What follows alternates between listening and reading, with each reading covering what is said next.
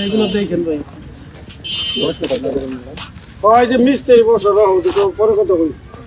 বয়স কত আপনার?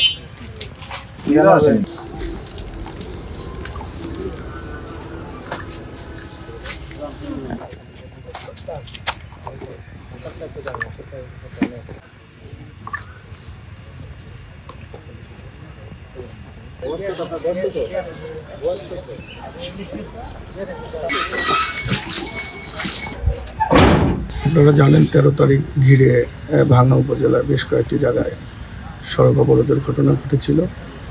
তো শান্তিপূর্ণভাবে সেই সড়ক অবরোধ প্রত্যাহার তারা করে নিয়েছে, যান চলাচল স্বাভাবিক আছে।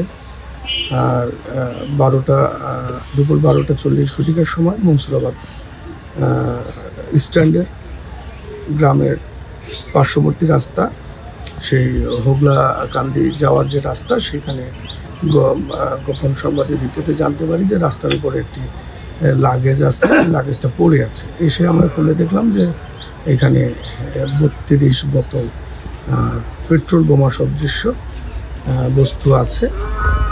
কে বা কারা ফেলে রেখে গেছে এটা আমরা অনুসন্ধান করতেছি। পরবর্তী এই বিষয়ে আইনগত ব্যবস্থা গ্রহণ করা।